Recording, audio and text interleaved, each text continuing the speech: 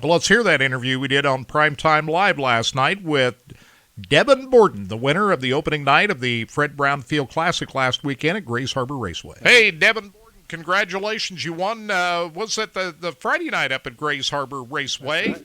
Congratulations on that big win, the Fred Brown Field Classic last weekend, the youngest driver ever in the ASCS. Congratulations. Yeah, thank you. I mean, it was crazy. I still can't believe that. I won with the ASCS National Tour, and this is only my second year in a sprint car. Last year wasn't super great for us, but I've told everyone this is going to be my year to shine, and we've done some pretty good things this year, and after winning that national show, I mean it's really kind of blown me away of what we can really do, and we're getting this Triple X car rolling super fast lately, and I just can't thank all my guys enough. My dad, who's always has a thing on rails just about every night, and yeah, I mean, we've been super good lately. Tell us about your background. How did you get started racing?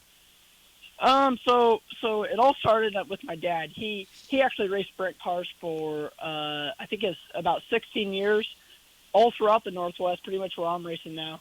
And he was pretty good. And then when I was 6 months old, he when I was 6 months old, he bought me a quarter midget, and that's kind of how I got started. He knew I was going to be a race car driver, and he got me that at 6 months old, and then my grandpa built a track for me in his backyard, and I started training on that when I was 3. Boy, you had some heavy hitters breathing down your neck last Friday night. You had John Carney II. You had the multi-time defending champion, Sam Haferteep Jr. What were you thinking there? Did you know what was going on behind you there? I knew I'd obviously had some heavy hitters behind me with, all those national guys, Sam Haferteep, John Carney, you know how they are. They're the best in the business. So I know I just had to pick the right lane on the track and, just keep my tires underneath me and, stay up on the top lane where I knew it was fast. And I knew I was probably going to be pretty good. I watched the video afterwards, and you guys got a little bit close at one point, but I still had a little bit of the breathing room, and it's pretty crazy. Was there any point in the race where there was any kind of a close call for you? There was. When I was in lap traffic, I was sliding and dicing through all the lap cars, and when I was flying the 22X, I got the car a little bit crossed up going through the slick middle part of the racetrack when I was sliding up across him, but I cleared him and came off the corner straight. So, still got by him. But yeah, that was really the only sketchy part in the race. Outside of that, I mean, sliding all the lap cars and everything was pretty smooth. What about your performance leading up to this big win last Friday night? How had things been going for you leading up to that? They've been going really good. So we started the year with so we also race micro sprints. We're pretty much getting out of those now, cutting back on that because we've been so good in the sprint car lately. But I won my first race up at Denning Speedway, which is right above Skagit. They get a really good car count every night. So I won my first race there Friday night. And then the next following night at Grays Harbor Raceway, I won my first sprint car race. And then the following Saturday, I won the STSS Summer Thunder Sprint Car Series race at Skagit Speedway and held off Jason Sowald. So, that was just a crazy weekend. And then since then, we've had a couple motor problems, and it kind of fell off of there. I mean, when we didn't have something to break, we're in the top 5 every night. Just we've had a couple motors blow on us, and just some bad luck, bad circumstances. But right now, it seems like we got everything back up and rolling. We got the Donut motor back from Donut Racing Engines, and we also have another Ryder motor, but it's getting fixed still at obviously Ryder. So right now, we've got the Donut underneath the hood of the car, and it's working pretty good for us. Now, what are your plans for the rest of the year? The Summer Thunder Series, you're going to stay with that? Yeah, I mean, we probably will. So they have the dual track bonus thing that Mark Houston and Steve Beitlin and everything put up. So where if you compete in the 14 out of the 15 races, you get in a drawing to win a Shark Racing Engine's motor. They're full on 360, ASCS motor. So we're really trying to get in the draw. We want to stay in the drawing for that. Otherwise, we'd like to, travel more to California and, a lot of other places. But right now we're kind of stuck doing that because, if we were to win that motor, it kind of more so put us in a position to do the national tour next year. So we're doing that. And then, the Summer Thunder Sprint Car Series. And then when they're not racing, then we're going to try and travel to California and some other places where we can get some, see some different tracks. And that, I'm sure, would help your growth curve even more by taking on different drivers from different tracks and so forth. I'm sure that's part of the equation, too, is the more competition that you go up against, the better you do.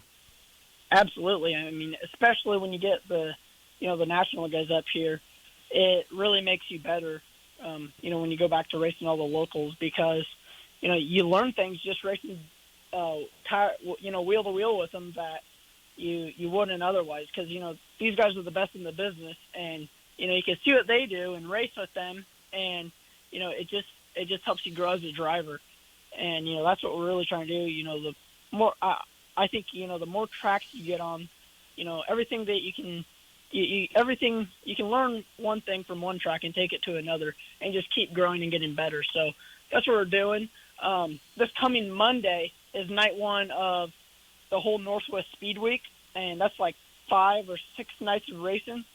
So, and I'll get to see like 4 of the tracks I haven't seen yet. So, I'm really excited for that because get to see all those new tracks, and I think I'll learn a ton. Now, Saturday night at Grays Harbor, you didn't get a great starting position. You were back in 15th place. That was just a long ways back to try to start and work your way up through the field? Yeah, well, what happened was in the heat race, the track was pretty one lane around the bottom and super tough to pass and was pretty much just a dust bowl. So right. We tried something wild on the car, and it really just did not work. Something that we've never tried before. We were hoping to get a ton of drive in the car. I went in that first corner, and my wheels were cranked to the left, and, it just pushed like a dump truck. So I think I fell back one spot in the heat race, and that just completely killed us. So then we were in the B main. We got the car fixed and went 14th to 3rd in that in 12 laps. So, that was pretty stellar. We had the car back how it normally is, and, we were obviously super good. Then we started 19th in the feature, and, I felt like we pretty much had like 8 laps to make something happen because later on in the race it took rubber. So it was just right around the bottom. I kept trying to, bang the boards up top, trying to make something happen. But after it took rubber, there's nothing you can do but get in line and follow the leader. So yeah, night 2 wasn't as good for us, but sometimes you just have nights like that that you learn off of. So you're not racing tonight or tomorrow. You're getting geared up for Monday night, right? That's your next time out on the track? No. So actually, it's going to be back in Grays Harbor. Okay. Saturday for fan appreciation night with the mid-season championship. We're planning on not doing that because we just wanted to have everything good to go for Monday night because we'd have to leave Saturday. So we're only going to have a half a day to get the car back ready again. But it's fan appreciation night, and without the fans, the sport wouldn't be possible. So, we got to go do that. Well, congratulations to you, man. That was very impressive what you did last weekend at Grays Harbor Raceway, and congratulations to you. And no doubt we're going to see plenty of you out there around the country. Good going. Thank you. I really appreciate that. And that is Devin Borden, the winner a week ago on Friday night out of Grays Harbor Raceway. And, Scott, I know that whenever you see a lot of different drivers talking up that young kid, that says a lot to me when you get some of the veteran drivers that he beat on that night saying, hey, this kid's got something here. That's pretty impressive. That he's got a pretty good future ahead of him, I think. But you just go back and you look at that race. Now, granted, the track did rubber up, right? We know that. About 10 laps in. So he took advantage of his starting spot. He started second. He got the lead. He beat great guys like John Carney and Sam Haverty 3 times. I mean, John Carney's a championship contender right now. He's in the middle of a points championship battle. Jordan Mallett, I mean, he's a multi-time champion in another series. Seth Bergman, defending Dirt Cup champion. Scott Boguski, who's won 2 races this year. He went back-to-back. Colton Heath, one of those guys that races up there in Washington, a bunch of yahoos that weren't fast.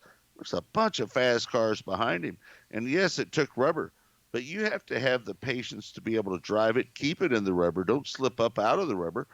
And because guys like John Carney and Sam Haverty, they're going to breathe all over you, and they're going to put the pressure on you and hope that you make a mistake.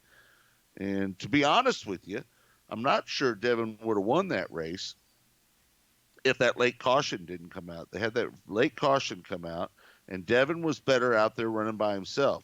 I think John Carney and Sam Haverty, if they would have had a chance there, I think there was about 5 laps to go.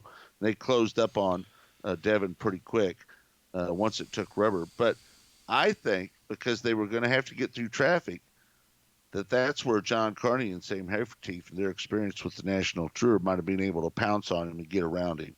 I did talk to John and Sam after that race, and they both felt like that late race caution cost them a chance at winning the race because they thought they needed the lap traffic to win, and that didn't happen. So, but you got to give that kid a lot of credit, as you point out. A lot of people in that position will make that mistake that you're talking about. Oh, guaranteed. Because it happens all the time because they're thinking, "Oh, I might win. I might win." You know, listen, you're out there racing out there on that racetrack. Don't think for a minute. The longer you lead that race, the more pressure you put on yourself, thinking, "I might win this race," and especially your first race and such an important race is the Fred Brownfield Classic. Night number 1 of the Fred Brownfield Classic up there at Grace Harbor. That's a huge race. It's something big to put on your resume that you did. So for him to do that says a lot. So, that was a great win for Devin, and we're glad to see it. And, again, I talked to his dad, Glenn, and Glenn is desperately wanting to get him out on the Lucas Oil ASCS National Tour full-time next year. They need a fuel sponsor is what they're looking for. If they could get somebody to buy their fuel and go up and down the road, his dad and his business could cover the rest.